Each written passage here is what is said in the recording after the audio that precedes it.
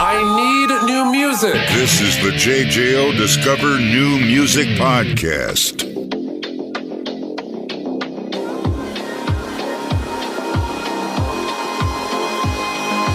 Bobby, how are you, my friend? I am doing great, man. Thanks for having me. Let's talk new music, man. The new album, Revelation from Saliva, 12th studio album, the 5th for you. Obviously, we all know Saliva has been through a lot, man, since its inception. And your time with the band, obviously, you've put now over a decade in. What maybe stood out in making Revelation compared to previous works that you've been on, or maybe previous works from before your time in making this album? It felt like we had a lot of time to make this record, even though that wasn't our intention. Originally, we started working on it in 2020, early, February 2020, March 2020. And, with other previous records, we would take our time, finding the songs, but then we would typically just kind of go and bang out the recordings. This one was one of those where we took our time with the songs and with recording. Literally the last solo that Wayne tracked was like 5 days before he passed away, so it was in March.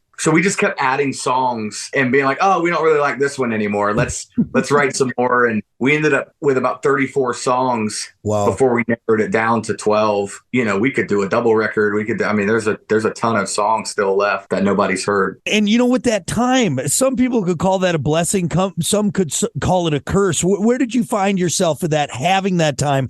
Were you breaking things down more? Were you second guessing yourself? Talk about maybe if that time was good or bad in your opinion, maybe a little of both. I just really wanted the record to be honest, and I wanted it to be next level for us. I didn't want to be like, oh, it's gotta sound like typical Saliva stuff. And Wayne was very adamant too. Like when I played him some of the ideas for Come Back Stronger, that was like the first song that was like the blueprint for the record that we wanted to make. And it just felt heavier and just, he thought it felt next level. And I think that's what we were trying to do, and we knew we wanted to get back at radio, and you gotta put out stuff that feels relevant. And it's not that, nothing against the old stuff and the style, but a lot of that stuff was put out 20 years ago. And I'll hear bands put out stuff today. I'm like, man, that reminds me of total early 2000s, like new metal stuff, which is cool, man. It's great to hear that. We just know the record that we wanted to make had to be, we didn't want to like overthink it, but we definitely wanted to put some different elements and styles. And, Wayne we love like industrial stuff, a lot of like Nine Inch Nails, a lot of that. So we wanted to bring in a lot more industrial sounding things for the record too. And you brought up something there and going back and you look at the history of that, because now Saliva is at a generational point of fans.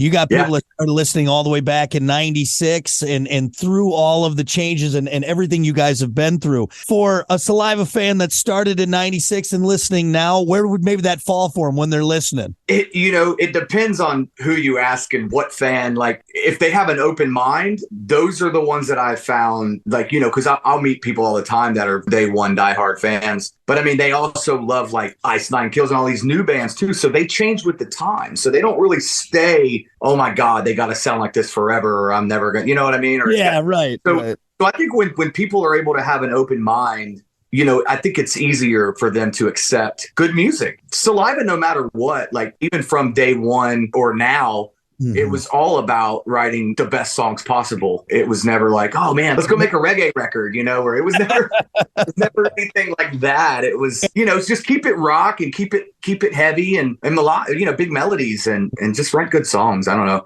And that's never changed. I do think though, Saliva reggae album might be something you need to work on now. That might be the next thing, right? Yeah. Well, some bands are like, oh man, we got to experiment and try different things. I think, it's good to do that in steps. Like Godsmack put out, a record a couple years ago, and one of the songs that was a single, it was a huge song for them, and it definitely didn't sound like a Godsmack record. It sounded like it could be a different band, but it worked for them. Yeah, it's easy, especially as long as Saliva's been around and long as you have been there and performing, finding that not getting pigeonholed into a sound. You still want to do right by the fans, but also experiment. And I'm sure there's that fine line as an artist of what you're putting together, your artistic integrity, if you will, but still being able to explore and expand and find that sound that you're looking for, which I believe you guys did in this latest album, at least from what you're saying. Well, yeah, I appreciate that, man. Nobody wants to put out a record that the fans don't like. I mean, that Right. you always want to, when you put your hard work into writing songs. And for me as a lyricist and writing, a lot of these songs are about what I went through, to become sober. And I've been sober. October will be 5 years for me. And I remember some of these songs early on, like 2020, I was only not even 2 years sober yet. And you start thinking about like when all the COVID stuff happened and, you're seeing people dying and all that stuff.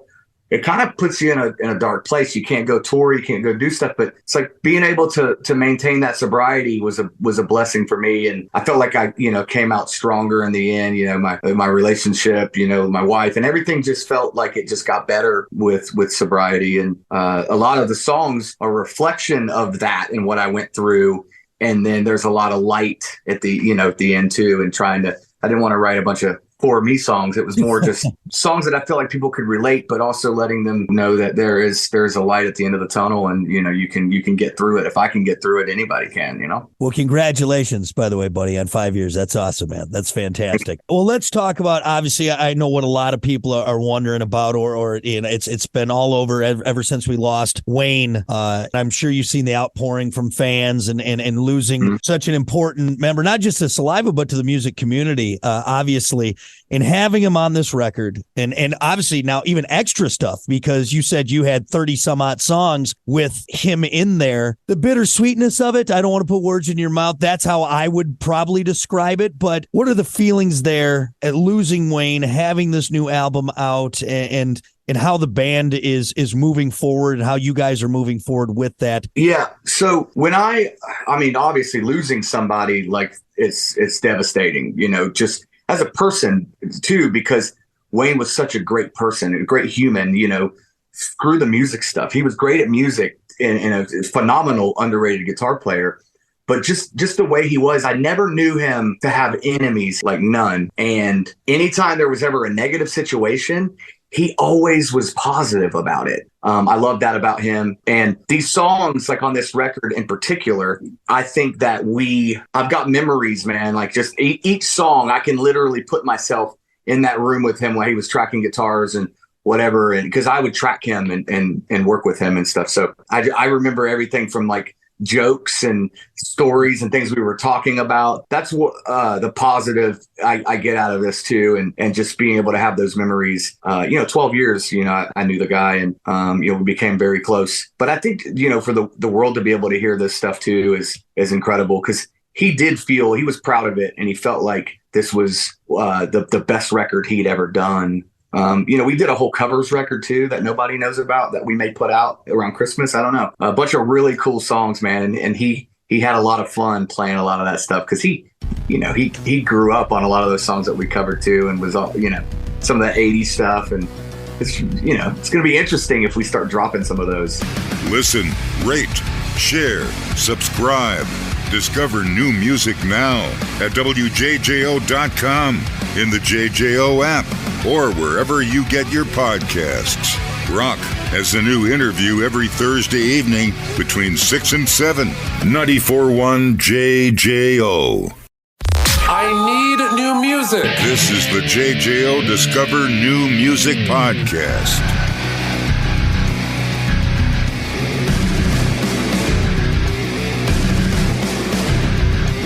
I know everyone is still, hurting from that, and you especially, like you said, 12 years, and that's band years. That's a long 12 years with a guy when you're doing that on the road and having that kind of time. But we're at least happy that we have the new album, and hopefully more to come with the lasting legacy of Wayne and Saliva and everything like that. Again, Revelations, the brand new album from Saliva, 12 studio album, which is crazy. 12 out there. That's quite a few, but we can't wait to hear more and see what else is up in store for you guys, along with the tours, everything like that. I always ask this on new records, and I know this is kind of a hard question. Do you have a favorite track on the album? Is there one that maybe speaks to you, that really reaches out to you? Yeah, there's a song called Horizon. It's the last song. It was always intended to be the last song. His playing's pretty phenomenal on it. And the way the outro goes, it's like just him doing that Memphis blues stuff. And it was something he'd never really done before, like outros, solos and things like that. And it just so happened it's track 12. And lyrically, like when I listen to it now, it's, I get chills thinking about it, but that song has way more meaning now. And it just makes total sense. Like just the way it just sums up everything that we've done and we've been through. So it's really, really cool. I love it, man. Well, again, everyone, Revelation, the brand new album from Saliva. Cannot wait to get our grubby little hands on it and put it in the CD players and listen to it loudly, as you should with all Saliva music. It's fantastic. And then on the road, you guys got some shows coming up, and then what's on the horizon after that, huh? Yeah, I don't know, man. One step at a time here. It's been a crazy year. It's been a rough year for me and all. And so, I'm glad to get out and be able to share this record and go tour with Drowning Pool. They're friends of mine. It's funny. CJ was one of the first guys I met when I got in the band, and he's such a great dude. Those guys are great guys. And, they got Ryan singing with them again. I love Ryan. And it's going to be a good tour. It's going to be fun to be around people that they like to grind too, man. They want to go out and it's rock and roll. So I'm stoked to be able to get out there and see the fans. Really most important, and go hang out with them and go to merch every night and be able to just, shake hands and take pictures and all that stuff that I've missed, very much. Yeah. So. Well, we can't wait. I have a fun little quick Drowning Pool story. One time they played a show down in Springfield, Missouri, where I was working. Awesome show. Amazing, sweaty little club. Later on, somehow we ended up at a house party, like in the middle of nowhere. Okay. All of a sudden, guy takes his shirt off. We're like, it's time to leave. Whenever a guy pops his shirt off at a house party, you're like, it's not going to go well. We're walking down the side of the road. Drowning Pool's bus pulls up next to us. They're like, guys, where were you? And we're like, where were you? And we got on the bus and we finished up the night. So they saved us from having to hitchhike, or we hitchhiked, I guess, with Drowning Pool at 5 o'clock in the morning in Springfield, Missouri. So good stuff. They're good people. Good people. That's awesome. Yeah. These days, though, like the guy takes his shirt off. You pull out your phone and you just follow him. This is going viral, man. I'm putting this on Reddit. So, but not that night. Not that night. There wasn't any phones. We just got out of there. We got while the getting was good. Awesome. We're going to play rapid fire now that we got the important stuff out of the way. Real quick, though, I want to commend you, man. The duets that you do with your daughter. As a girl dad, my daughter's 2. I think it's one of the coolest things. I'm sure you've been having a lot of fun sharing that with your daughter and doing those duets, huh? Dude, it's been awesome, man. It's crazy. Like just being able to do that is like, it makes life great. Connecting with her on that level and being able to help her and teach her. And it all really started out with me just kind of teaching her harmonies and being able to, because, I'd worked with singers and through the years, and I've noticed even myself a lot of times have a hard time finding harmonies. Mm-hmm. So I'm like, if you can sing harmonies to your stuff, man, that's a good thing. So I started out doing that. And then it was like, okay, this thing just blew up really quick. So we just kept doing it, and we're still putting out, songs all the time. And she's got stuff in the works for her. She's going to LA to record with Howard Benson, which is awesome. And yeah. So we're stoked. She's going to be doing her own thing, man, next year. And I'm pumped about it. I'm a proud dad. And yeah. And it's been great too. Like a lot of the, there's been a lot of bands that have reached out and messaged me and stuff. And I'm like, dude, hey, will you do one of our songs? It's been I love it. Cool, man. So. That's cool. Well, and so because sometimes usually you're like, all right, I don't want you to be in a van touring and doing that. Don't do the rock star lifestyle. But it seems like you're totally supporting if she wants to go down the musical route and have that career. Maybe you'll open for her someday. How about that? There you go, dude. You know what? She could go tour right now. I would have to open for her. I know. Yeah, there you go. but that's good, man. I'm just stoked about everything that she's doing. So, and I'm thanks for noticing and as well, and it's circulated, so. Right. Well, that's awesome, man. That's awesome. All right, well, let's do rapid fire and I'll get you on your way. No wrong answers on this. You just go with your gut and we'll get to learn a little bit more about Bobby. All right, first one, everybody Wang Chung tonight, or everybody was Kung Fu fighting? Everybody Wayne Chung for sure. Thank you. You're the first one to say Wang Chung. Yeah. I just interviewed Danny Warsnop. He had no idea what he's like, Wang Chung, what are you talking about? I'm like, you've never heard Everybody Have Fun by Wang Chung? He's like, no, I've never heard this. I'm like, come on, man. Come on. All right, good. Everybody Wang Chung, thank you.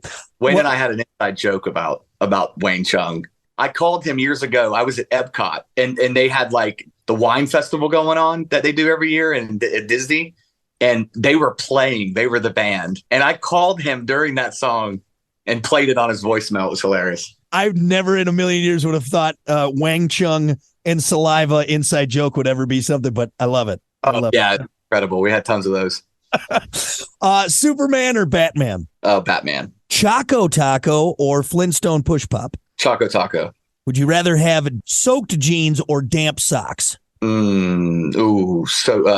jeans. Soaked jeans? Yeah, damp socks right on the heel every single time. Every time. No. Would you rather see Bigfoot or the Loch Ness Monster? Bigfoot. Would you rather fight a man with bear arms or a bear with man arms? Definitely a man with bare arms. Man with bare arms. Any reasoning behind that? Get him on the ground, man. Ground fight. Ground and pound. Bobby, thank you so much for humoring me. More importantly, thank you so much for taking the time. Brand new Saliva out in September. Revelation. It's going to be awesome. And thanks again, man. I really appreciate it. Thank you. Yeah. Listen, rate, share, subscribe. Discover new music now at WJJO.com, in the JJO app, or wherever you get your podcasts. Rock has a new interview every Thursday evening between 6 and 7. 94.1 JJO.